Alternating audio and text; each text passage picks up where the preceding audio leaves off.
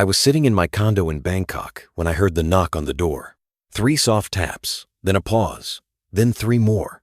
The same pattern Mint used to use when she'd come home with groceries. My heart stopped. She'd been gone for 6 weeks. 6 weeks since she'd taken $180,000 from me and disappeared without a trace. 6 weeks since I'd filed a police report that went nowhere. 6 weeks since I'd accepted that I was just another stupid foreigner who'd fallen for a Thai love scam. And now, she was at my door. I looked through the peephole. It was her, standing there in jeans and a simple white t-shirt, her hair pulled back, no makeup. She looked smaller than I remembered, vulnerable. Her eyes were red like she'd been crying. I stood there with my hand on the doorknob, every instinct screaming at me to leave it locked, to call the police, to protect myself from whatever new manipulation she was about to attempt. But I also felt something else: curiosity, anger, and beneath it all, a dangerous hope that maybe she'd come back to make things right. I opened the door. She looked up at me with tears streaming down her face and whispered, "Steve, I'm so sorry. Please, let me explain. Please." If you've been enjoying the stories I create, please consider hitting the subscribe button. Your support is crucial for the growth of this channel and helps me dedicate time to making these videos despite my commitment to a full-time job. Thank you for being here. I spent 32 years as a real estate broker in Austin, Texas. Started selling residential properties in my late 20s, built a good reputation, eventually opened my own brokerage. I was good at reading people, understanding what they wanted, seeing through bullshit. Those skills made me successful. They also made me believe I was immune to being conned. My marriage to Carol ended in 2008 after 18 years. No kids, we'd tried, but it never happened. The divorce was expensive but amicable. We'd grown apart. She wanted someone more emotionally available. I wanted someone less critical. We sold our house, split everything down the middle, and moved on with our lives.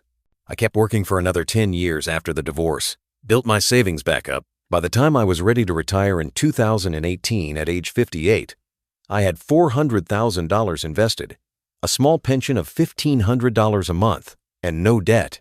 I was comfortable. Not wealthy, but secure enough to retire somewhere affordable and live well.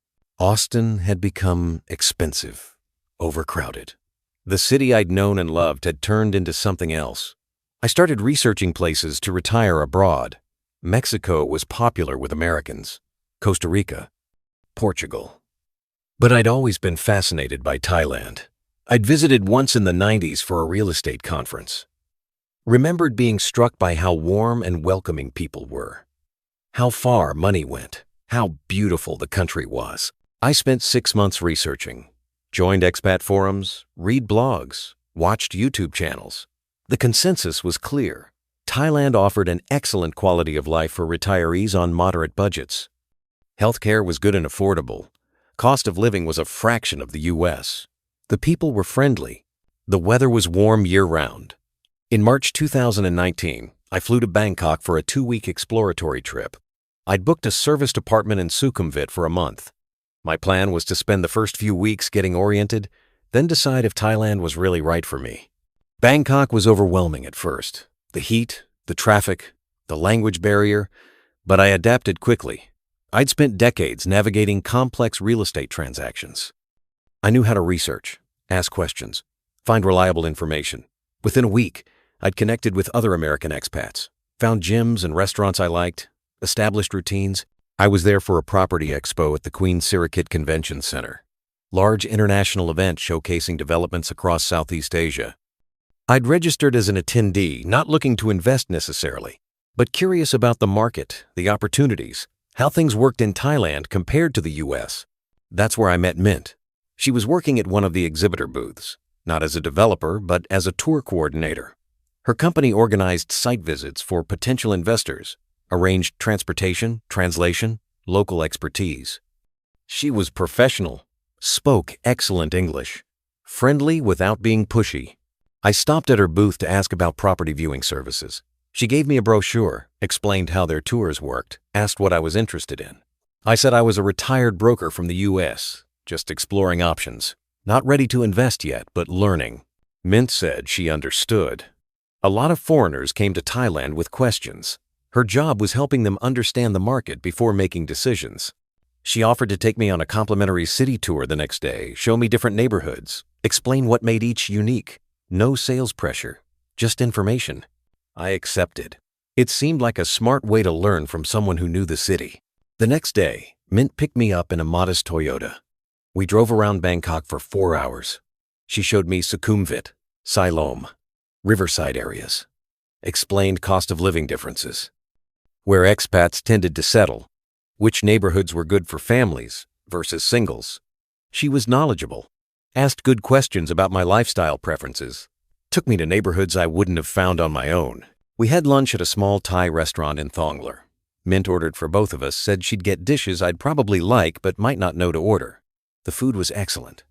We talked about real estate, about Austin versus Bangkok, about what made a good retirement location. She was easy to talk to, intelligent, funny. When she dropped me back at my apartment, I tried to pay her for her time. She refused, said it was part of her job, but if I wanted to return the favor, I could take her to dinner sometime, show her what Americans considered a good evening out. I said yes. I took Mint to dinner 3 days later at a Western restaurant in Sukhumvit, steakhouse. She'd said she'd never been to a proper American steakhouse. I wanted to show her something from my world. She arrived in a simple dress, elegant but not flashy. Over dinner, we talked more personally. She told me about growing up in Bangkok.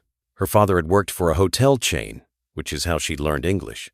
Her mother had passed away from cancer 5 years earlier. She had a younger brother studying at university. She'd studied hospitality management herself, but ended up in property coordination because the pay was better. She asked about my life, my marriage, my career, what made me decide to retire to Thailand. I found myself being more honest than I'd expected.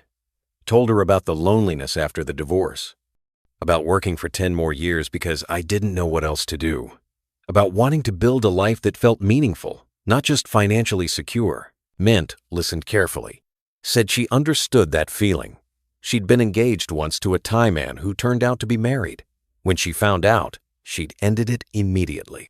Since then, she'd been cautious about relationships. Thai men often expected women to be traditional, stay home, not have careers. She wanted something different, someone who valued independence and partnership. Over the next 2 weeks, Mint and I spent time together almost daily. Sometimes she'd take me to explore new areas. Sometimes we'd just have coffee and talk. I wasn't looking for romance, at least I told myself I wasn't. I was 60 years old. She was 32. The age gap seemed impossible. But Mint never seemed bothered by it. She'd say age didn't matter if people connected intellectually and emotionally. She'd dated older men before. Maturity was attractive to her.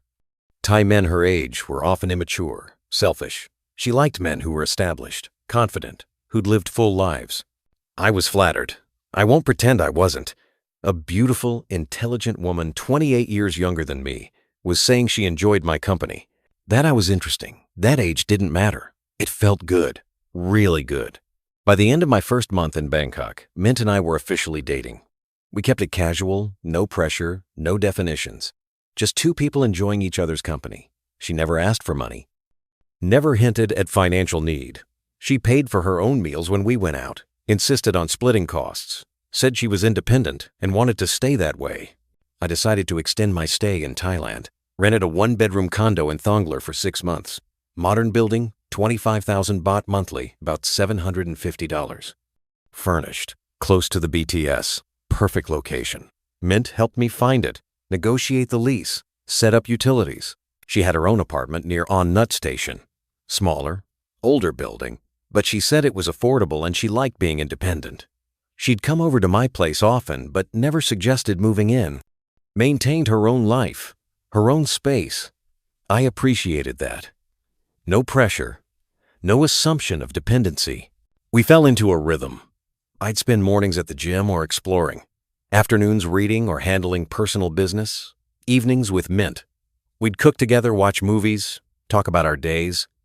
It felt natural, comfortable, like we'd known each other much longer than a few months.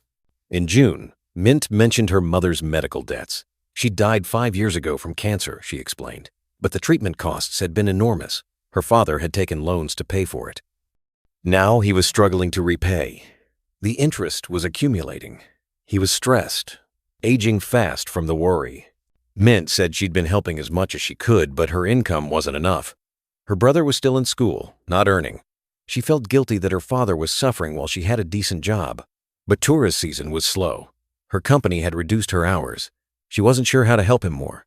She wasn't asking for money. She was just sharing her worry. But I asked how much the debt was. She said around 60,000 baht total, about $1,800. A fortune for her father. Nothing for me. I offered to help. Mint immediately refused. Said she couldn't accept money from me. We'd only known each other a few months. It wasn't right. I insisted. $1,800 wouldn't hurt me. If it would relieve her father's stress and her worry, I wanted to do it. She accepted reluctantly. Showed me receipts later. Hospital bills from 5 years ago. Loan documents from a Thai bank. Everything seemed legitimate. I felt good about helping, like I was making a real difference in someone's life. In August, Mint mentioned visa issues. Her passport was expiring. She needed to renew it. But she'd let her previous visa paperwork lapse some complicated issue with her work permit and her tour coordination license. Getting everything renewed and properly documented would cost around 240,000 baht, about $7,000. It included passport renewal, work permit processing, visa documentation, legal fees. She was stressed about it. Said she'd been saving, but wasn't there yet. If she couldn't get her paperwork sorted, she'd lose her job. Companies only hired people with proper documentation. I offered to cover it. Mint protested more strongly this time. $7,000 was too much. She couldn't accept. I said she could pay me back once she was working steadily again. Consider it a loan. She was helping me navigate Thailand. This was me helping her navigate bureaucracy. She agreed. Showed me paperwork from an immigration lawyer. Fees. Timelines. Documentation requirements. I transferred the money to the lawyer's office directly. By October, Mint's work situation had improved. Her company had given her more hours. She was coordinating several group tours monthly. She was relieved. Grateful. Kept thanking me for the help. Said she'd start repaying me soon. I told her not to worry about it. She could pay me back whenever. No pressure. In November, Mint brought up a business opportunity. Her company was small, just 5 people. The owner was looking to expand, create a new division focused specifically on property tours for foreign investors. There was huge demand. Property expos every month. Hundreds of foreigners looking to buy. But the owner didn't have capital to hire additional staff and purchase transportation. If Mint could invest and become a partner, she'd have equity, regular income, long-term security. It was exactly the opportunity she'd been hoping for. The investment required was 1.5 million baht, about $45,000. She didn't ask me for the money. She was just telling me about the opportunity she was going to miss because she didn't have capital. She seemed sad about it, resigned. This was her chance to build real security, and she couldn't take it. I thought about it for a week. $45,000 was a significant amount. But if the business was legitimate, it was also a good investment. And Mint had proven herself trustworthy. She'd shown me receipts for everything, never pressured me, never asked for anything initially. I offered to invest. She could pay me back from her share of business profits. We'd structure it as a loan with a repayment schedule. Mint was hesitant, said she didn't want our relationship to become about money. I said it wasn't. This was a business investment. I'd spent 32 years evaluating investments. This one made sense. She agreed. Showed me the partnership documents, contracts, business registration paperwork. I couldn't read the Thai, but the documents looked official. Stamps, signatures, lawyer seals. I transferred $45,000. By December, Mint said the new division was operational. They'd purchased a van for tours, hired a driver, created marketing materials. She showed me photos, the van with company logos, business cards with her new title, Partner and Senior Coordinator. She seemed happier than I'd ever seen her. Said I'd changed her life, given her opportunities she never thought possible. We celebrated at a nice restaurant overlooking the river. She held my hand across the table and said, "Steve, I don't know how to thank you. You believed in me when no one else did. You're the best thing that ever happened to me." I felt proud, like I'd invested in the right person. Someone hardworking, grateful, genuine. In January 2020, Mint said the company had a major opportunity. A large corporate client wanted to book a multi-city property tour for 20 executives, 3 cities, 2 weeks, huge contract. But the company needed to rent additional vehicles, hire temporary staff, book hotels, upfront costs before the client would pay. The company needed 2 million baht, about $60,000, to execute the contract. If they couldn't front the costs, they'd lose the opportunity. And Mint's partnership share depended on successfully delivering projects like this. She was stressed. The owner was trying to get bank financing, but that took time. The client needed confirmation within 2 weeks. I asked how much Mint's share of the profit would be from this contract. She said probably 300,000 baht, about $9,000. Good return for her. I said I'd cover the upfront costs as a loan to the company. She'd repay me from her profit share plus whatever the owner could contribute. Mint was overwhelmed with gratitude. Said she'd repay me as soon as the client paid, probably 6 weeks. I transferred $60,000. 6 weeks passed. The client hadn't paid yet. Mint said corporate accounting was slow. Should be any day. 8 weeks. Still waiting. Mint seemed stressed. Said she was pressuring the owner who was pressuring the client. These things took time in Thailand. 10 weeks. March 2020. Still no payment. I started asking more questions. When exactly would the client pay? Could I see the contract? Could I speak to the owner? Mint got defensive. Said I didn't trust her. After everything she'd shown me, all the receipts, all the progress, now I was doubting her. It hurt. Made her feel like I saw her as just another Thai girl trying to steal from a foreigner. I apologized. Said I did trust her. I was just getting concerned about the timeline. 2 days later, Mint didn't come to my condo. Didn't answer calls. Her line messages showed read, but no response.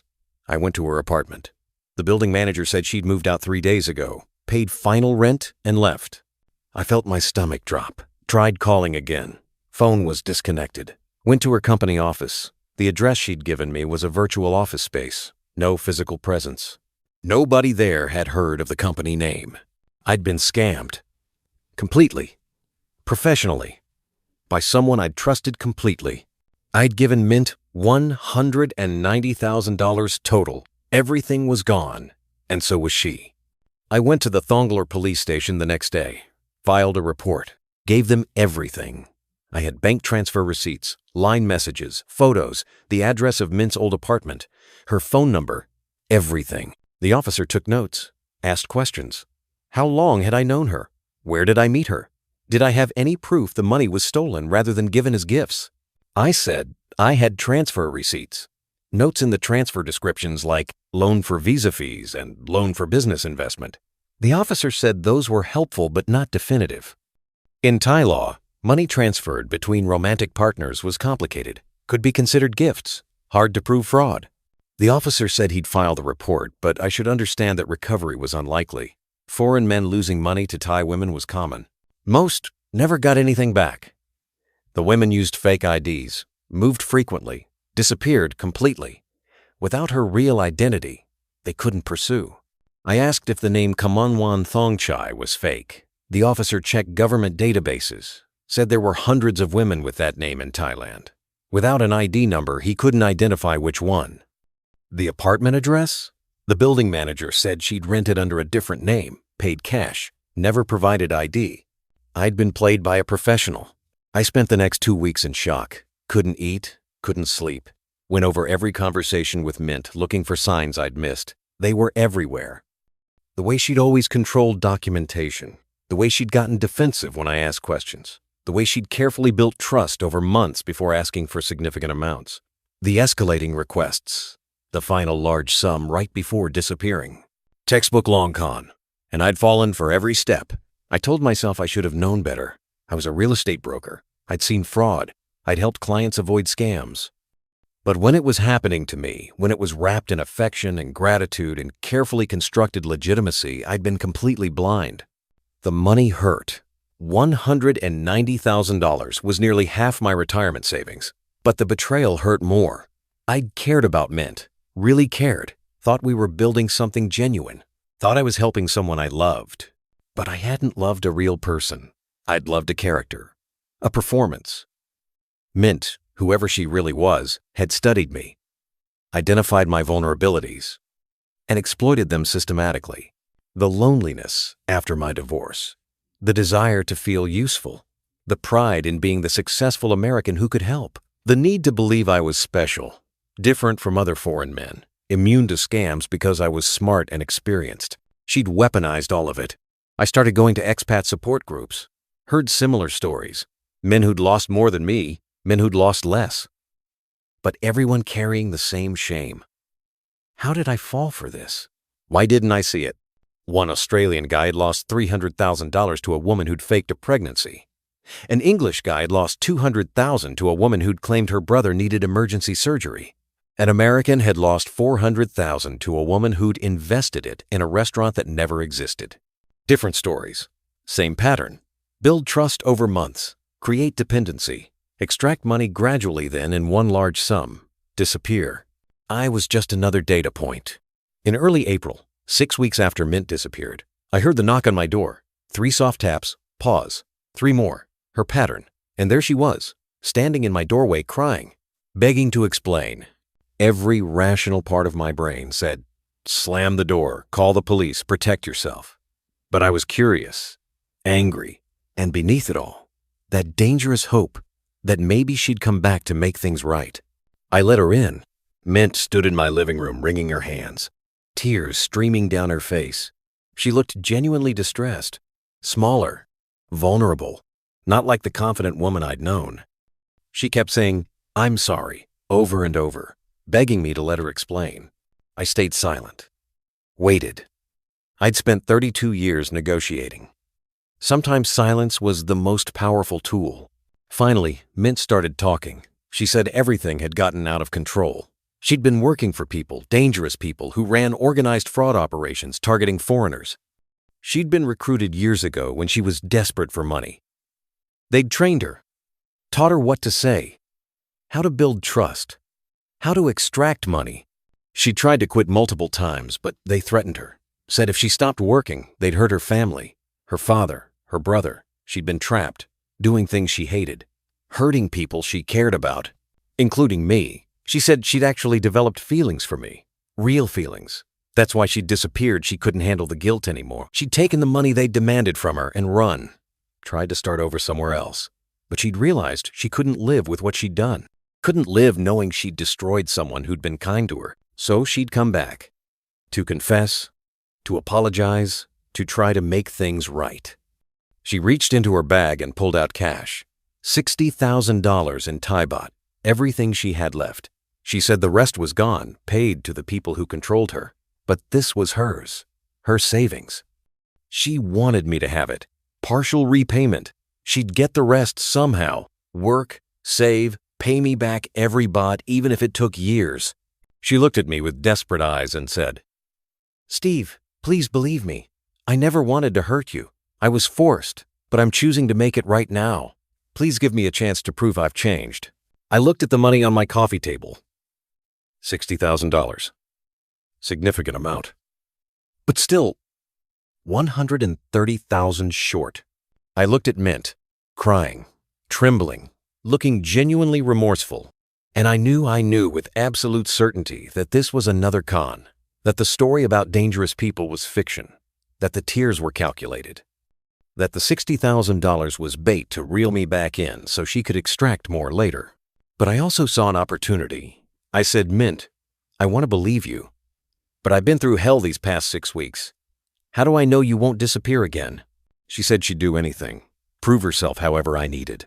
She'd stay close, check in constantly, work to repay me, whatever it took.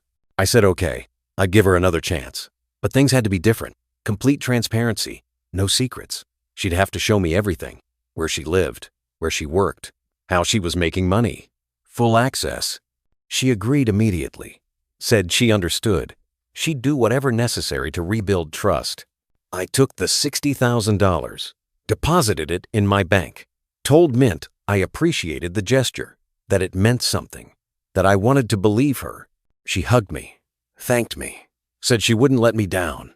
Over the next 3 days, Mint was attentive, came by daily, cooked meals, acted like the woman I'd first met, caring, present, grateful. But I was watching, carefully, and I was gathering evidence. I contacted a private investigator, an American expat named Tom who'd been in Bangkok for 15 years, former FBI agent. He specialized in investigating fraud cases involving foreigners.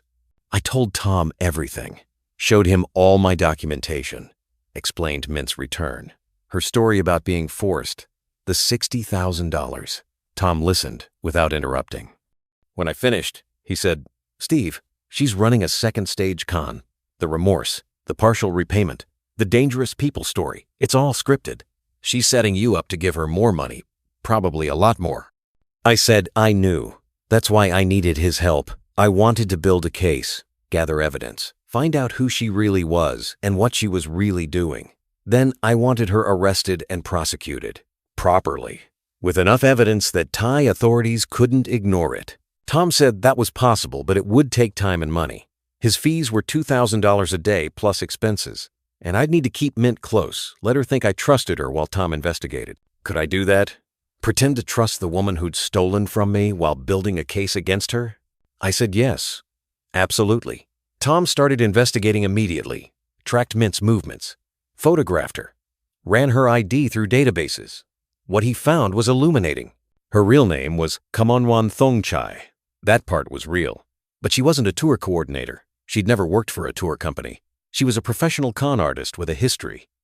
She'd been arrested twice before for fraud. Both times, charges were dropped because victims didn't follow through with prosecution or couldn't be located.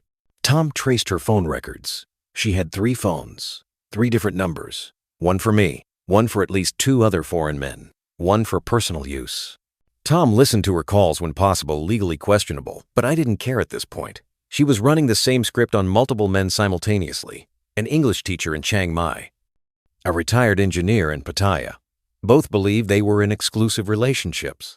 Both had given her money for various emergencies.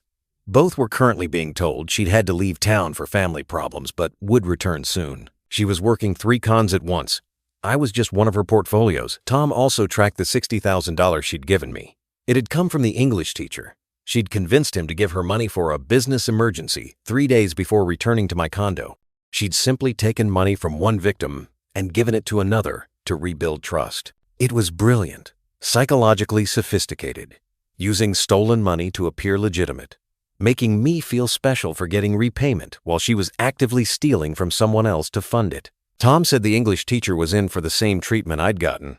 She'd build his trust back up, then disappear with whatever final large sum she could extract. I asked Tom how to stop her, how to make sure she faced consequences. Tom said we needed to catch her in the act of fraud, wire fraud specifically. If she asked for money via electronic communication and I transferred it while police monitored the transaction, they could track where it went and arrest her when she accessed it. Combined with evidence of her other victims, pattern of behavior, previous arrests, it would be enough for prosecution. But I had to be patient. Let her make the next move. Act like I trusted her completely. I said I could do that. Over the next 2 weeks, Mint played her role perfectly. Came by my condo daily. Cooked, cleaned, acted domestic and devoted. Talked about her new job, legitimate work at a travel agency, she said. Showed me fake business cards. Said she was saving money to repay me.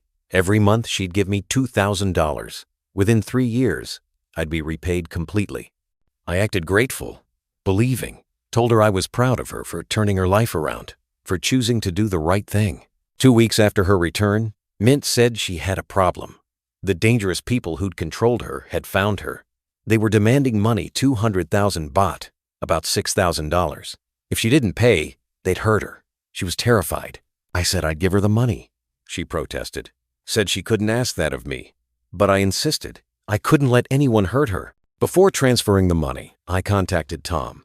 He contacted a detective at the Economic Crime Suppression Division, Thailand's Financial Crime Unit. They agreed to monitor the transaction, track the money, see where it went. I transferred $6,000 to Mint's account with a note. For your safety, love, Steve. The money sat in her account for 12 hours. Then it was withdrawn at an ATM in Thonglar. Tom and the police were watching. They photographed Mint making the withdrawal, followed her. She went directly to a gold shop in Chinatown, purchased gold jewelry, walked out with physical gold worth approximately $6,000. Classic money laundering, converting cash to gold to make it untraceable. But the police had photos, video from the gold shop, documentation linking my transfer to her withdrawal to the gold purchase, evidence of fraud. Tom said they had enough. We should trigger the arrest. But he suggested setting up one more transaction to strengthen the case. Pattern of behavior. I agreed. 3 days later, Mint said she needed more money. The dangerous people wanted another 300,000 baht, about $9,000, final payment. Then they'd leave her alone forever. I said I was running low on funds, but I'd do it. For her safety. Because I loved her. She cried.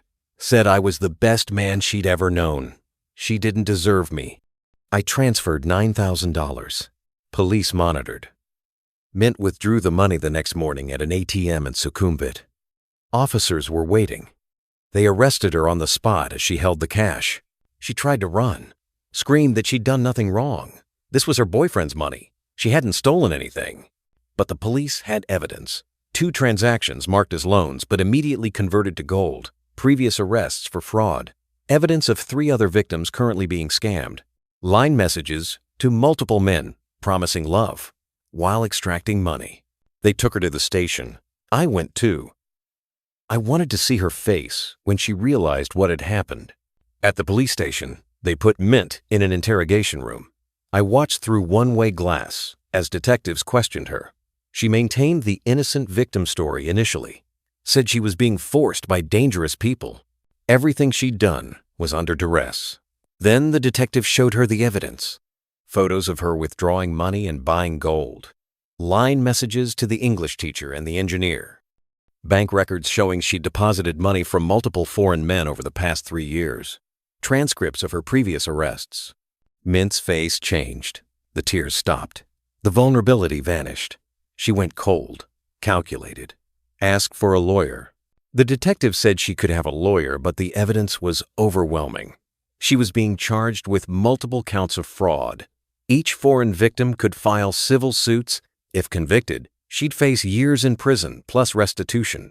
Mint asked how many victims had come forward. The detective said 3 so far, with evidence of at least 6 others. Total documented fraud. Over $1 million equivalent. Mint looked shocked. Said that wasn't possible. She hadn't stolen that much. The detective said the evidence disagreed. After the interrogation, the detective asked if I wanted to speak to her. I said yes. They brought me into the room. Mint looked up at me. Her eyes weren't warm anymore. They were calculating, assessing, looking for an angle. She said, "Steve, this is a misunderstanding. You know me. You know I was trying to make things right. Tell them." I sat down across from her, stayed silent for a moment. Then I said, "You wanted forgiveness. You came back begging for another chance, said you'd changed." She nodded eagerly. "Yes, I did. I was trying. This is what forgiveness looks like, Mint. This is your chance to face what you've done, to actually make things right. Not by manipulating another victim, but by accepting consequences." Her face hardened. "You set me up. You set yourself up. I just documented it. I gave you $60,000 back. Money you stole from someone else. Did you think I wouldn't find out?" Mint leaned back in her chair, crossed her arms. "So what now? You feel good about yourself? Sending a woman to prison? Very noble, Steve. I feel good about stopping you from destroying more lives. How many men have you scammed, Mint? How much have you taken total?" She didn't answer. I stood up. "I gave you love. You gave me lies. Now, I'm giving you justice. That's better than revenge. That's consequences." I walked out, didn't look back. The Thai legal system moved slowly but thoroughly. Mint was held in custody for 2 weeks while prosecutors built the case. Tom helped coordinate with the other victims, the English teacher in Chiang Mai, the engineer in Pattaya. Both came forward once they knew she'd been arrested. Both provided evidence. Bank transfers, line messages, photos, documentation of fraud. Total confirmed losses across 3 victims, $270,000, plus 6 other men Tom had identified who'd likely been victimized but didn't come forward either because they'd left Thailand or were too embarrassed. The prosecutor estimated Mint had run her operation for at least 5 years. Conservative estimate of total theft, over $1 million. Mint pled not guilty initially. Claimed all money had been gifts from romantic partners. No fraud. But the evidence was overwhelming. Electronic communications where she'd explicitly promised repayment. Business documents that were proven fake. Pattern of behavior across multiple victims. Previous arrests. Her lawyer advised her to accept a plea deal. Plead guilty to reduced charges. Show remorse. The prosecutor offered 7 years in prison with possibility of parole after 4 years, plus restitution orders for all confirmed victims. Mint accepted the plea in June 2020. At sentencing, the judge asked if any victims wanted to make statements. I stood up, said I wanted to speak. The judge allowed it. I looked at Mint sitting in the defendant's box. She looked small, tired, nothing like the confident woman I'd met at the property expo. I said, "Your Honor, I don't stand here filled with anger. I stand here with sadness. Sadness that someone with Mint's intelligence and capability chose to use those gifts to destroy lives rather than build them. She could have been successful legitimately. Instead, she chose fraud. She exploited loneliness, weaponized trust, destroyed the financial security of men who'd worked their entire lives." I paused. I'm fortunate. I can recover financially. But others can't. The English teacher she scammed lost money he was saving to bring his daughter to visit Thailand. The engineer lost funds set aside for his mother's care. These weren't just numbers. These were lives, dreams, security. I looked at Mint. I hope prison gives you time to understand the harm you've caused, to choose differently if you ever get another chance. But mostly, I hope this sentence prevents you from destroying anyone else. The judge thanked me. Sentenced Mint to 7 years. Ordered restitution of $270,000 split among 3 victims. Said Mint could apply for parole after serving 4 years if she demonstrated genuine rehabilitation. Mint was led away in handcuffs. She didn't look at me. Outside the courthouse, the English teacher, his name was David, thanked me. Said if I hadn't set her up, she'd still be operating. Still stealing. He'd lost $40,000. His entire savings for his daughter's visit. He might never recover it financially, but at least he had closure. Justice. The engineer Paul said the same. He'd lost $50,000. His mother's long-term care fund. Devastating. But knowing Mint couldn't hurt anyone else made it slightly more bearable. Tom congratulated me on seeing it through. Said most victims didn't have the patience to build a case properly. They either cut their losses or lashed out ineffectively. I'd done it right, methodically, with evidence and cooperation with authorities. That's why Mint was actually facing consequences instead of just moving to a new city with a new identity. I felt relieved, exhausted, but relieved. The restitution order meant Mint's assets would be liquidated and divided among victims. She had very little, an old car, some jewelry, a bank account with $8,000. When everything was liquidated and split 3 ways, I received about $12,000. Combined with the $60,000 she'd given me, even though it was from another victim, I'd recovered $72,000 of my $190,000 loss. I was still down $118,000, a massive loss, but better than nothing. More importantly, I'd prevented her from stealing from others. Tom estimated I'd saved at least 3 or 4 men from becoming victims. Mint had been in the early stages of cultivating relationships with several foreigners when she was arrested. Those connections ended abruptly. Those men were spared. I spent the rest of 2020 processing what had happened. Therapy helped. I found a counselor in Bangkok who specialized in trauma from financial fraud. She helped me understand that I wasn't stupid. I'd been targeted by a professional, someone who'd spent years perfecting techniques of manipulation. I'd actually done many things right, kept documentation, recognized warning signs eventually, built a legal case. Most victims never got that far. The loneliness after Carol wasn't weakness. The desire for connection wasn't pathological. I'd been normal, human. Mint had weaponized those normal human needs. That was on her, not me. By early 2021, I'd decided to stay in Thailand. Not in Bangkok, too many memories, but somewhere quieter. I chose Hua Hin, beach town, large expat community, slower pace.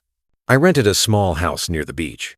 10,000 baht monthly, about $300. Simple life.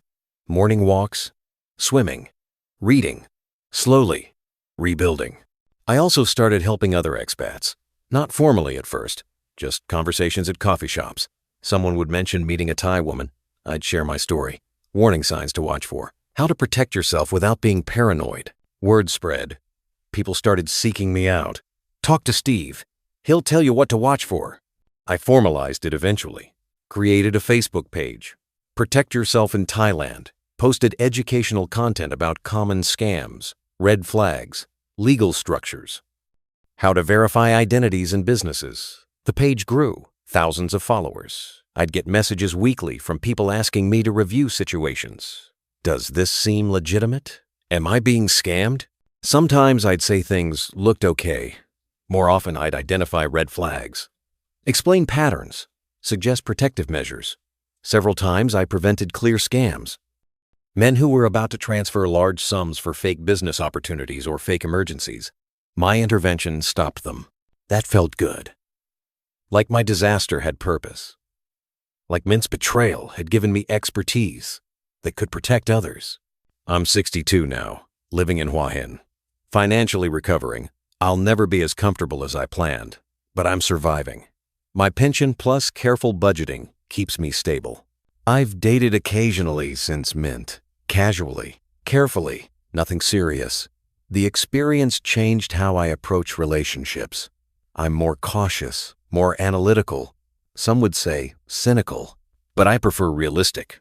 I've learned that trust is earned slowly, that legitimate people don't rush, don't pressure, don't have endless emergencies requiring immediate financial help, that if something feels off, it probably is, that age gaps don't mean automatic scams, but they do require extra caution, that documentation and verification aren't signs of distrust, they're signs of intelligence. I've also learned that justice is possible.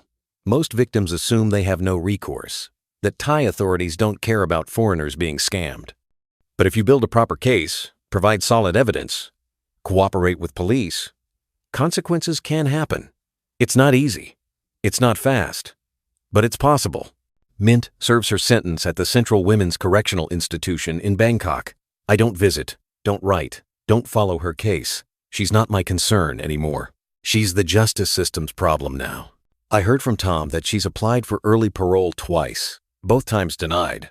Apparently, she hasn't demonstrated genuine remorse or rehabilitation. She still maintains she was a victim forced into fraud, refuses to accept responsibility. Maybe in a few more years she'll understand. Maybe not. Either way, she won't victimize anyone for at least 7 years. And when she's released, her name and face will be in databases. Known to police. Harder to operate. The men she scammed before me, the ones who never came forward, sometimes contact me now. They see the news coverage, read articles about her arrest. They ask if they can still file reports. Usually I tell them it's too late legally, but I encourage them to document what happened anyway. Add it to the record. Establish the pattern even if prosecution isn't possible.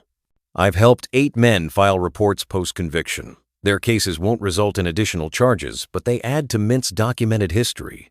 If she ever gets parole and reoffends, the pattern is established.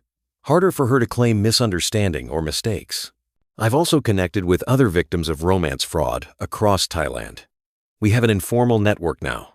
Support group, information sharing, warning system. When someone spots a suspicious pattern, we investigate together, share what we find, sometimes prevent scams in progress. It's not revenge, it's protection, community defense, making it harder for con artists to operate by sharing information and supporting each other. People ask if I regret coming to Thailand. No, Thailand didn't scam me. Mint did. Thailand is still beautiful. The people are still largely kind and honest. The lifestyle is still appealing. I just learned expensively that predators exist here like everywhere, and lonely foreigners with money are attractive targets. My advice to anyone considering retirement in Thailand or any foreign country, come with open eyes. Enjoy the culture, the people, the opportunities, but protect your assets. Verify everything. Don't let romance or loneliness override basic financial prudence. Keep control of your money. Build relationships slowly. And if someone seems too good to be true, they probably are. I gave Mint love. She gave me lies. In the end, I gave her justice. That's not revenge. Revenge would have been hurting her out of anger. Justice was documenting her crimes, building a case, and letting the legal system work. Justice was stopping her from hurting others. That's better than revenge, because revenge would have made me like her, someone willing to hurt others. Justice made me part of the solution, someone who used his disaster to protect others. That's the lesson. That's what I recovered from the wreckage.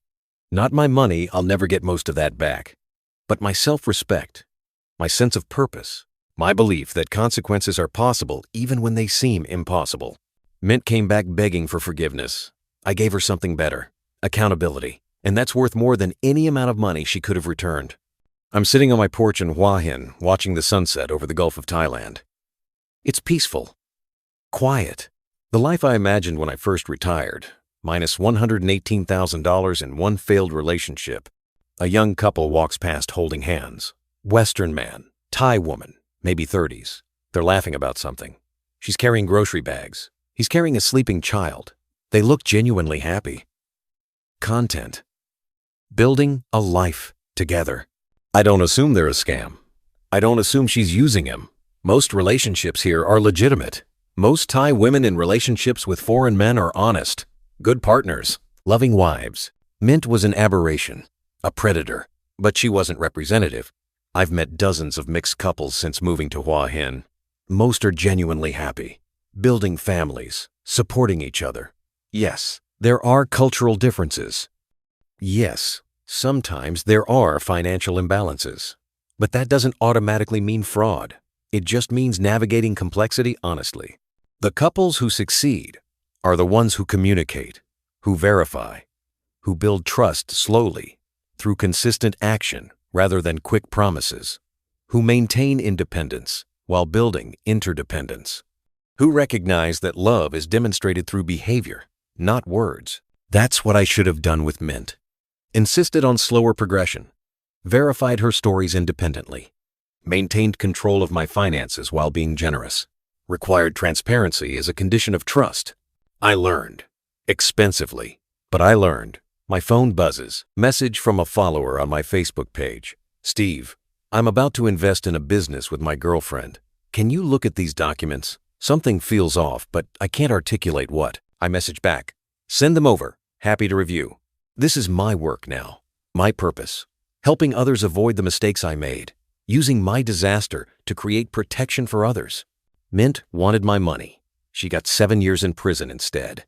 She wanted forgiveness without accountability. She got consequences. She wanted to continue scamming. I made that impossible. That's not revenge.